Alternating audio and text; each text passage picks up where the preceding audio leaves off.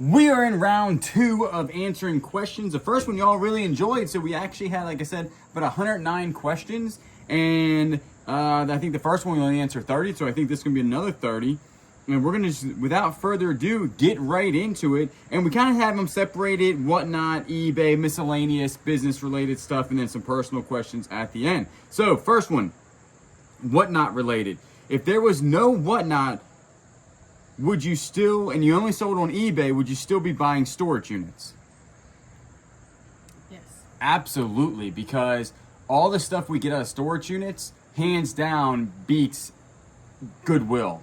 Like, you're talking the Millionaire Locker, all that stuff could have easily been sold on eBay. Most of the stuff that we sell on whatnot could easily be sold on eBay. So we would be doing the same thing. Your turnaround and selling stuff would just be slower. Yeah. Now, sometimes eBay, you can sell stuff within 24 hours if it's the right thing, but usually it takes a little bit longer on eBay. But yeah, we would still be acting the exact same. We just wouldn't be promoting whatnot quite as much because there wouldn't be a whatnot in this instance. Do you believe that a seller like me that sells multiple platforms but not whatnot and don't make YouTube videos can profit on whatnot? Absolutely. Mm-hmm. Yeah. There's a lot of people, if you go on whatnot and you look, they don't have a following on YouTube or anything. I mean, they started on whatnot and they've done very well.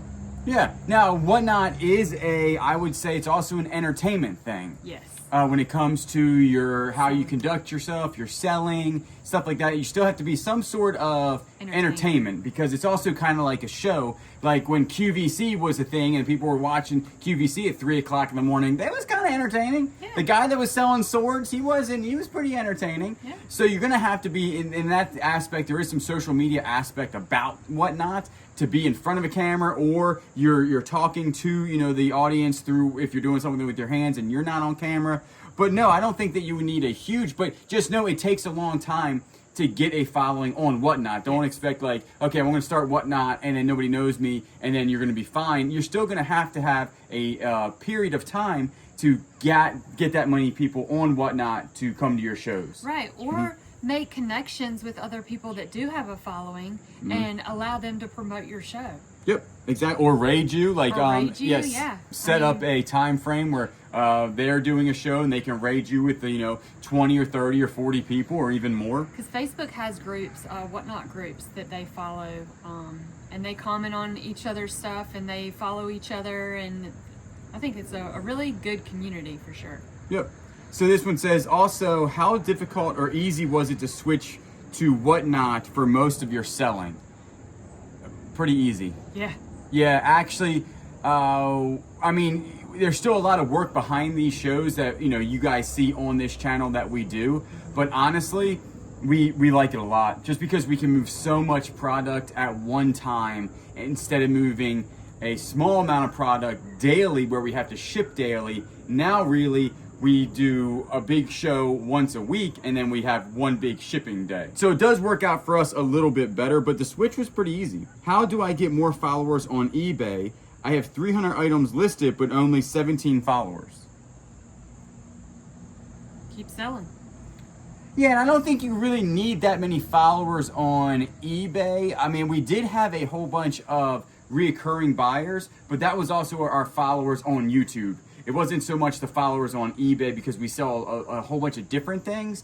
Now, if you sell one type of item, then you might want followers because they're looking for that specific item on eBay. Right. But our followers on eBay came from our social media presence, which then they kind of were looking for different types of stuff. They knew what we sold.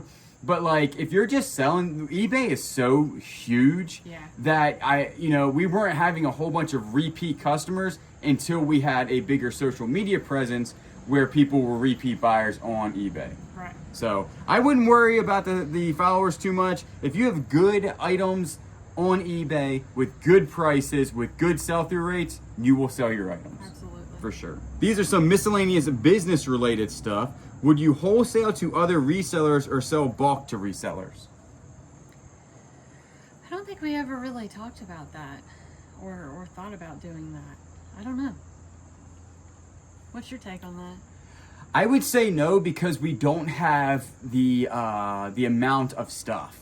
because as you can tell, I think the video before this or the one after this or something, I say we're like 0 right now other than Christmas. That's how fast we run through stuff, and that's without selling it in bulk. That's with us just selling everything. So we don't really have the amount of stuff to do that type of thing, right? It's not like we have, trailers and trailers full. Right now, all the trailers are empty, except the OG has some cedar wood in it. That's the only thing in that trailer, cedar wood. Grayson's empty, Woodrow's empty. The only thing that is full is Christmas items, and the actual storage where we have our overflow is empty. And the only thing that we're holding for Whatnot is our next Whatnot show in October, which is the clothing. Yeah. So other than that, we are completely empty.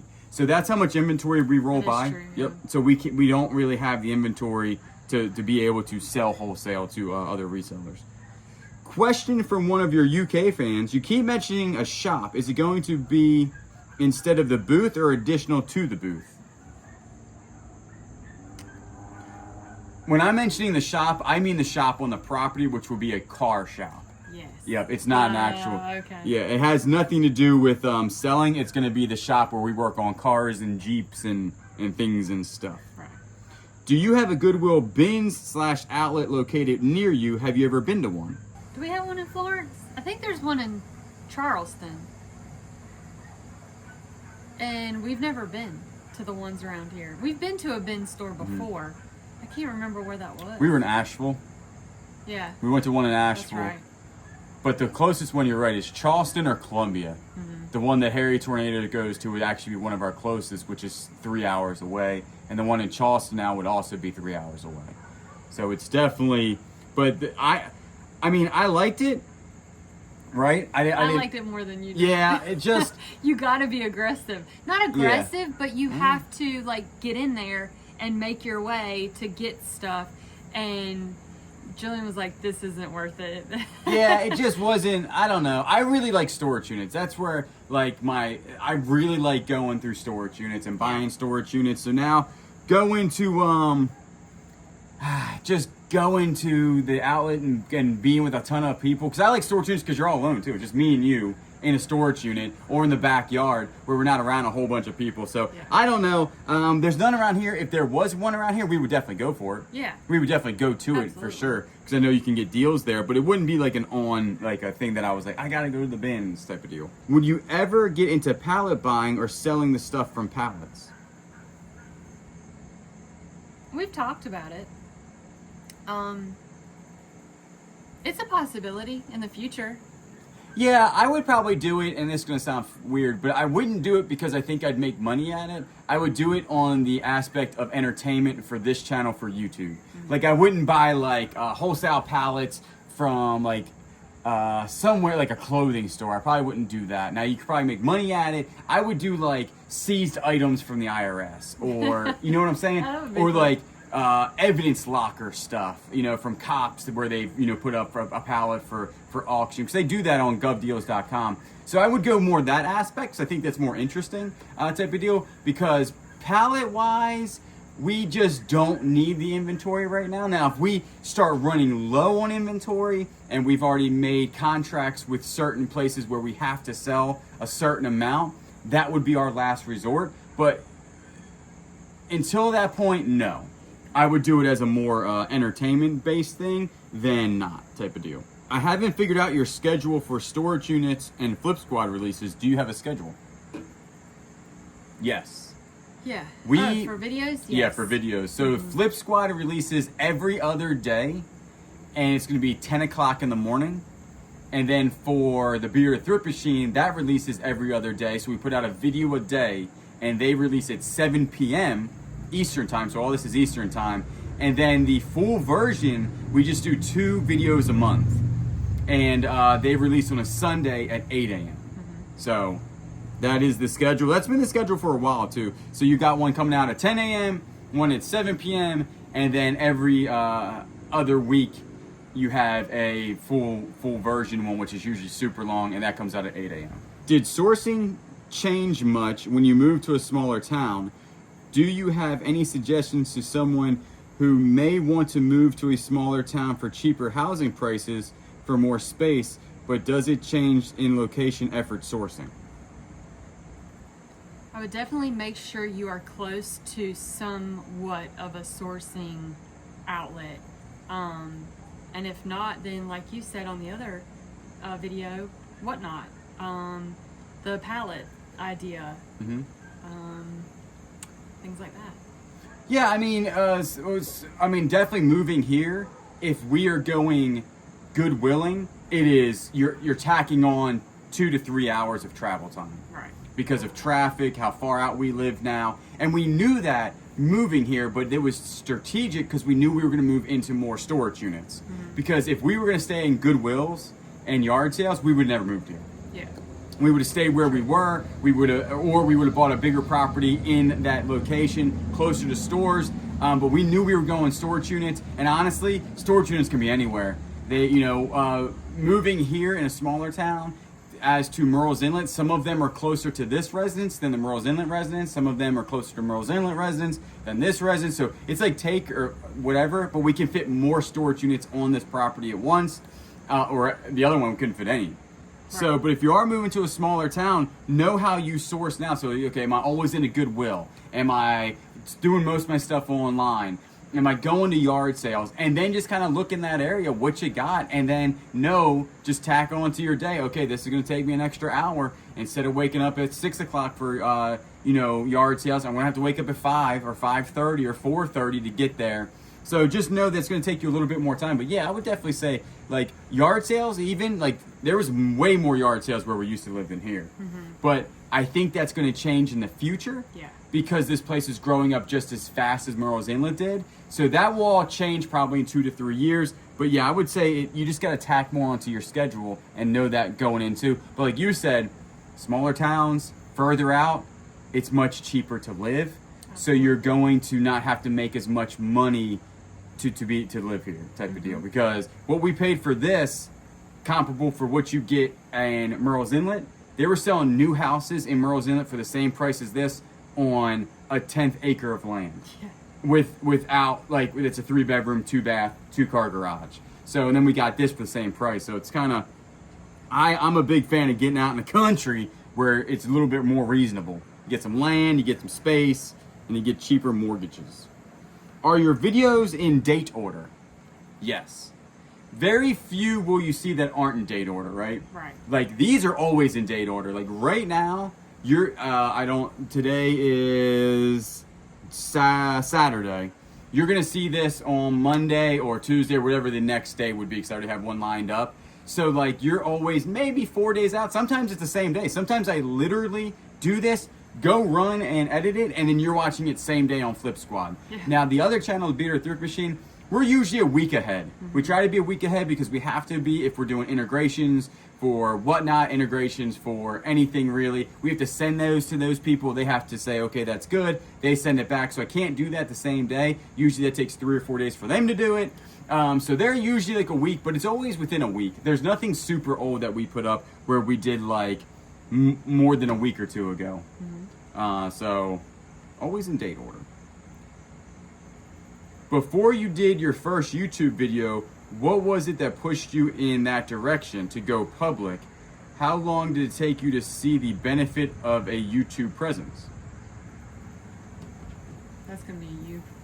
Yeah, mostly me on this one, because you were more of the reseller and I wanted to be on YouTube. I could just see when I was looking for the business aspect of this, I was like, well, to reach more humans and to meet more people, the best way is to get on YouTube or any social media. It didn't have to be YouTube now, because when we started, TikTok was just a baby. Yeah. 5-6 years ago, TikTok was a baby, but you could have started on TikTok and you could have been good, or even just start on Instagram. Any type of social media would be helpful. So, I mean, we started, I think 6 months later, we started with the YouTube, and that's only because my sister gifted us or let us borrow a camera, because I didn't have any money to buy a camera, but I told her my idea of being on YouTube, and she had like this older Canon. It was a nice camera, but it didn't have like a screen on it, so you never knew if you were in focus. It was good though. She let me borrow it, and it took to see like a benefit. Well, the benefit of just getting your name out was good. Like, sales didn't increase. We didn't have like viewer sales or anything like that for probably the first 2.5 years. I always go to the 2.5 year to 3 year mark because it took us monetization for the Bearded Thrift Machine channel, the bigger channel right now, took us, I think, 1.5 years, right? 1.5 years to 2 years. This channel, Flip Squad, took us 2 weeks to get monetized. The full version Bearded Thrift Machine channel took 1 video, just because we already had like an ongoing thing. Right. So like your first YouTube channel, I mean, it takes a while, or it did for us. Some people, you know, hit the algorithm Sure, yeah. and you don't, but it took 1.5 years to even make 1 cent. And I think our first, the money we never even got right away because we didn't hit the threshold of $100 for like a long time. So it took years and years and years and years to really see the benefits of it. But then once a couple videos start catching and people start watching us more, then we got more viewer sales, we got interaction with everybody that was watching, and then it kind of snowballed from there. But it was years, 2 to 3 years, I would say. All right, some personal questions. You both seem to get along so well all the time. Do you ever have spats or disagreements? We call them business meetings. And yes, we do. Not often, as we used to when we first started business together and when we first got married. There was a ton of bumps, but you know, we just got through it. We talked it out. Communication is key for sure. Ain't nobody perfect. No.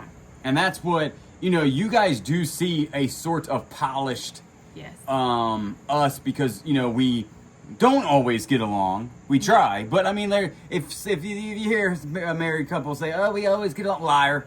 You are lying. You can't live with another human and always get along. That is not true. That ain't even possible. No. But we do have good conversations. Yes. Business meetings. Business meetings. It did take us 1 year probably to figure out each other's like mindset on business, Yep. which helped out dramatically. Yes. So like 1 year went by of like lots of bumps and spats in business meetings where this was, we didn't think, honestly, did we think it was going to work out at points? Sometimes No. it was like, We were contemplating going back to work, yeah. or one of us going back to work, or one of us get out of here. But, because that's the truth. I mean, it's the reality. Yeah, that's the truth of it, is that it was not, and we have a lot less now. Yes. And we do understand each other a lot better than we did, because we got married and then immediately you quit your job, and immediately we because we didn't live together before we got married. Right. So we like start living together after we got married, right? And then we quit jobs, and then we had no money, and then you quit your job, and then we had no insurance, and then we trying to start a business. So a lot was going on. And I was used to the 12-hour shifts, 312s. Yep. So I had a lot of days off, and now I'm going to a job that you work every day, which is, I'm used to it now. But back in the day, it was hard to get used to that work ethic Right. of working every day, especially when you work for yourself. Yeah, because you're working three on, 4 off, and sometimes 4 on, 3 off, kind of like cop work. Yeah. And yeah, now you work every day. Yeah. You gotta schedule in the time off. But yeah, no, we you do get slightly polished, but just know, ain't nobody perfect. No. We do get along very, very, very well. Yes. But we got our days where we do not. Yeah. Some days we're like, you know what? We need to separate. Yeah, I'm gonna go edit. You do whatever it is that you're gonna do today, and we'll meet up later on. Yeah. But that's the truth of it. And then we end up texting each other, hey, what are you doing? Yeah, where are you at? Have you guys thought about putting a fire pit in the area on your property to relax and enjoy? There you go. There's a fire pit back here. Somebody's burning. Yeah. We could definitely do a fire pit. We have, before this video is coming out before something big that we already know that's going on. So just say yes for now. Yes. We have something big in the works, which is awesome. That just happened today. Yeah. So you'll see. You guys will see. You'll see. What do you use for health insurance or dental insurance? Blue Cross Blue Shield. Yeah, we just have private insurance. You can go through the government, and there's a thing that you go through the government, but just know if you go through the government, you make a certain amount of money, and they give you a stipend, You pay that money. you owe all that money back at the end of the year. We learned that the hard way. Yeah, we owed the government like, I don't know, 5 figures one time. Yeah. So it was a wake-up call. That's why we didn't understand in the beginning, did we? No. We didn't know nothing about nothing. We didn't know about taxes. We didn't know about retirement. We didn't know about insurance costs. We didn't even know nothing about nothing. So this is why we now talk to professionals with that. So we have a professional handling our bookkeeping and taxes. We have a professional that handles our health care. It gets us the best health care at the best prices. He is also the person that does our retirement plan. He also does our investment plan. So we talked to, we first, and that took us a while to actually want to talk to people about it. We're like, we can handle it. And then we filed our own taxes and we owed a lot of money one year, like, woo, yeah. And so we're like, this isn't working out. We need some help. So then we start talking to professionals. But yeah, we do private insurance now through South Carolina. We have Blue Cross Blue Shield South Carolina. We don't go through the government anymore. We just buy private insurance. It's expensive. And you have to make sure that you, like if you take certain medications, if you have certain diseases or whatever, you need to make sure that you get an insurance that will cover those certain things. And that's why when you get a professional, they will critique that to what you need it for. Yeah, because they'll ask you this, okay, well, what medication are you on? What do you need? Let's make sure this covers this, make sure everything is in network or out of network or there's a net involved. I think insurance, I ain't gonna get involved in insurance, but we'll just say we have it and it's Blue Cross Blue Shield. Yeah, y'all get on a high horse, or not a high horse, but a rant on insurances, and we'll be here for hours. All right, so how do you both stay motivated all the time? You are motivation a lot more than I am the motivator. And it also because we are the business and we are the work, and if we don't do the work, we don't make the money. So that's kind of our motivation. I mean, wouldn't you agree? Yeah, I have a big issue with the word motivating or motivation because I personally am never motivated. I am disciplined in what I do. Yeah. I don't ever want to go to the gym. Since the age of 32, I don't want to go to the gym. I don't. I'm not motivated anymore to go to the gym. Now before, I was all gung-ho about it, really loved it. But since like I am in my late 30s, clipping on 40, I don't want to go no more. But discipline tells me I gotta go. Discipline tells me we have to buy storage units because we have to pay the bills. Right. Discipline tells me we have to do this, and that. So it's not like a really motivated thing. I'm not like super motivated to go to the gym. I'm not super motivated. No, I like buying storage units. I really enjoy it. But I would go on that, we're just super disciplined on getting the job done. And motivated. Discipline makes us motivated. How about that? Yeah, we'll say that. But yeah, but like you said, if we do not work, that's the thing about this. If we do not make money, which this is the only way we make money to pay for the bills that we have. Yeah. So you have to get it done. Nobody's gonna do it for you, and that's how it is in life in general. Yeah. Except like unless you have a 9 to 5, which is fine. But if you are sick one day and you call into work, Larry might do your job for you. Larry might pick up your calls. When I was a cop, right? And say Larry went to work and I was sick, Larry's gonna pick my calls up. They're not gonna hold my calls till tomorrow. Right. So the cop would come. So I would get home. It's totally different now because if we're sick or we don't work, all you're doing is pushing back your work to the next day, which kind of starts to compile, and it gets very, very overwhelming. So you got to stay on top of it. So that's gotta be disciplined. Gotta be disciplined or motivated, one or the other. What kind of food do you really like? Oh, I love fattening foods. I love pizza. I love French fries, mashed potatoes, chicken fingers. The next question is basically the same. So, I can't eat it. What is your favorite food to eat, or favorite thing to eat? My favorite thing to eat? Yep. I know mine right off the bat. Oh, I know yours too. What is it? Peanut butter and jelly. Peanut butter and jelly with a Diet Coke. Yeah. Straight, I could eat that lunch, dinner, brunch, breakfast. I love peanut butter and jelly on white bread with a Diet Coke. Hands down. My favorite thing to eat is honestly Chick-fil-A. Chick-fil-A, okay. I love Chick-fil-A. What is the worst food you've ever eaten? everything that I named because it makes me feel sick just because my body and the stuff that I like, my medical, issues or whatever, it makes me sick. So unfortunately that food does not make me feel the best. I don't like beets. I'm pretty sure I still don't like beets. I don't like mushrooms. You don't like, that is true. What is your favorite movie? My favorite movie is Runaway Bride. Yeah, I already knew that. Yeah. Mine would be any type of Jurassic Park. I have a lot of favorite movies. It depends on the movie. I like Too Fast, Too Furious. And P.S. I Love You.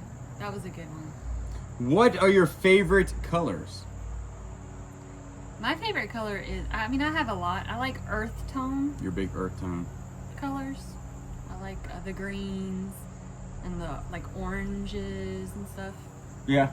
Burnt orange. I have black, red, white, blue. I like them all, really. Today I'm like really bright. You're really bright. Hurt my retinas. Normally I don't wear colors like this, but today I felt like being bright. If you could travel anywhere in the world, where would you go first? Japan. I was going to say Japan, too. Yeah. We ran into one of y'all, you were like, go to Japan, and then we start doing research on Japan. I think that the first country we go to is going to be Japan. Yeah, yep. Absolutely. Yep.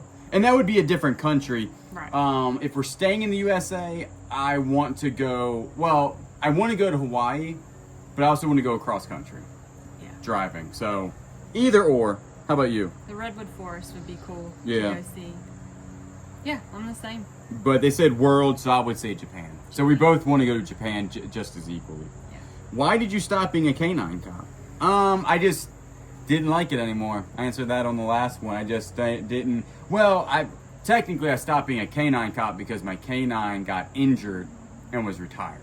And then he got to keep it. And then I got to keep him. And then I didn't like being a cop, but I still had my dog, and I was like, I'm out of here. Well, and you used to go to work, and he would stay home. Oh. With me eating bonbons. He was eating bonbons on the sofa, and I'm working, and she's sending me pictures of my canine just relaxing. And I was like, yeah, no, I don't like this anymore. So, but yeah, he did get injured. He ripped his ACL or some ligaments in his.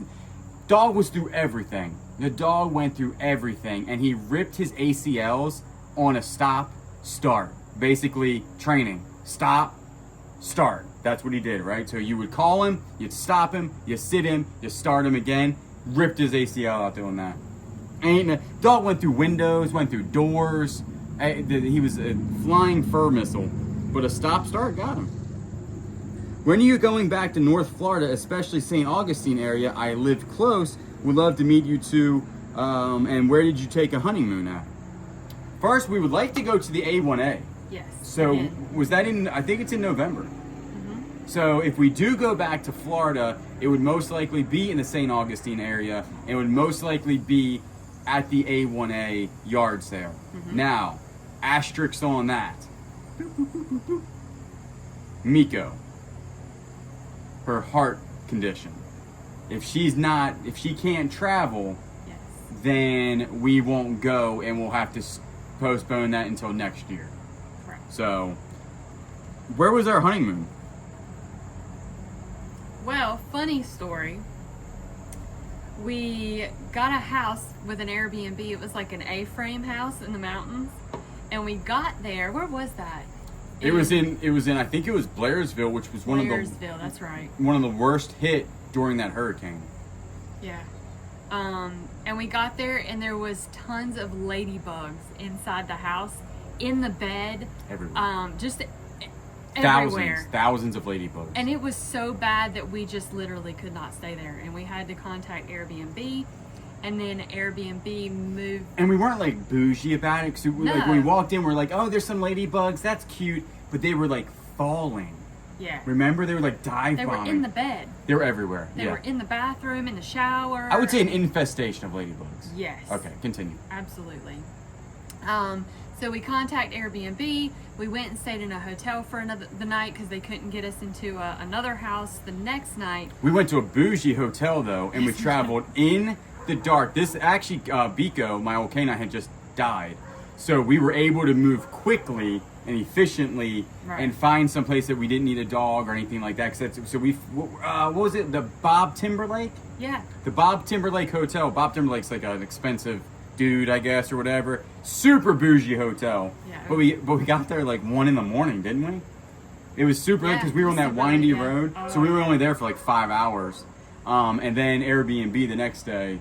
And we stayed close to a ski resort in, what was that? I want to say like Beach Mountain or something. Yeah. I can't remember. Yeah, I think it was Beach Mountain. Was it? Yeah. And we got to go ice skating. The place was really, really nice. We went hiking. And Airbnb actually gave us more money. Yeah. Remember? They definitely, they compensated us for what happened and all of that thing. Yeah, it was a very good experience with Airbnb. It really was, because we called them, they said leave, we'll handle, they did not handle the because we had pictures, we had photos, we had videos. I mean, I sent all of that to them. So they seen proof of everything that we were seeing, and they took our side with it. They were like, yeah, this is not okay. Now they didn't because it was so late, we couldn't get another Airbnb that day. So I think we paid for the hotel. And they compensated. But they compensated us on the back end for a lot more money to get a nicer house for Airbnb. And it was like... It just worked out really It just worked out really well. Yeah. So that's where we were. We were in the mountains just traveling around, running from ladybugs. Where was that bridge? Grandfather Mountain?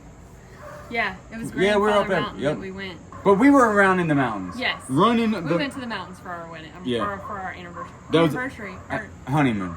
That was a long way to say we were in the mountains. Yeah. Is Willow your first bull terrier? Yes. Yes, she is. Will she be your last bull terrier? I don't know. I don't know. That wasn't the question. But I like bull terriers. Yeah. I think they're cool. I think that they're... I like her because she can be active, but she really is not an active dog. Right. She's kind of a lazy bum. She is a lazy bum. Yeah, that's why we like her. Now, Miko, on the other hand, not a lazy bum. No, she wants to be active all the time, which is good. Yeah. That's good for Willow because it keeps her active. Right, and then Miko's good outside, and when we get this stuff done in the next year or two around the house, she can have the whole backyard while we're out here doing stuff, and we won't be super concerned about her. But that right there is the end of that. That's going to be the end of the question and answer sessions probably for a while, and then maybe on Facebook we'll do that again in like 6 months or something to see if y'all have any more questions. But you have anything else? No, just we appreciate you guys and thank you for watching and continuing to support us. And we'll see you tomorrow.